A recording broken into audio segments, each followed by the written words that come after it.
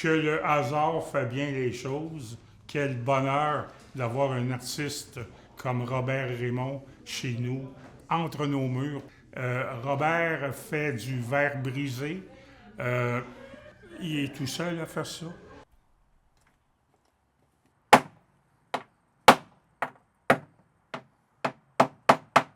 C'est un artiste international.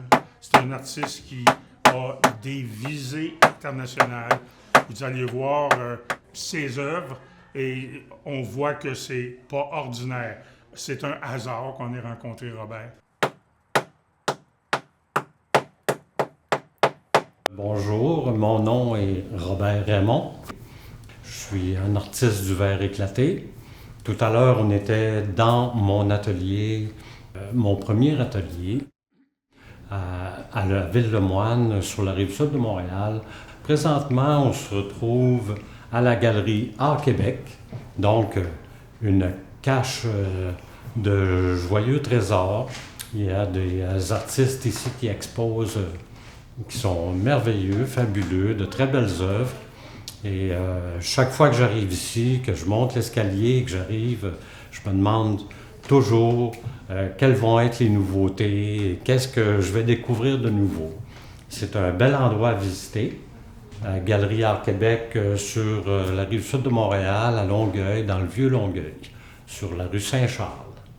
Donc, c'est ici que j'expose mes œuvres depuis quelques mois déjà. Donc, je suis très heureux d'accueillir ici le public pour démontrer qu'est-ce que je fais et mes nouvelles prouesses, en fait.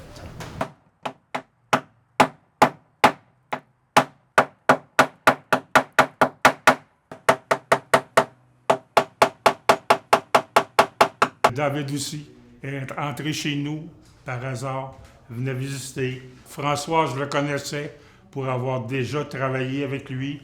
Moi, je ne le connaissais pas. Puis là, David nous a montré ses œuvres. Encore une fois, pouf, nous sommes tombés en amour avec tout ça, Françoise et moi.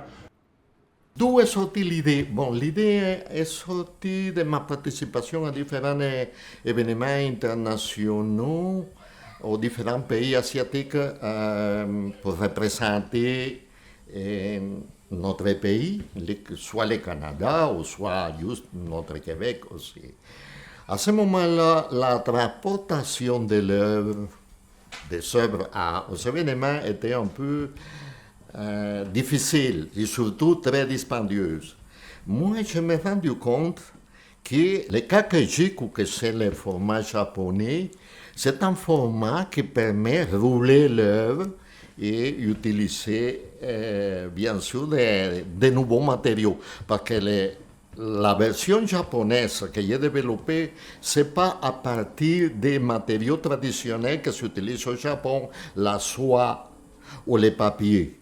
Moi, j'utilise plutôt des textiles techniques.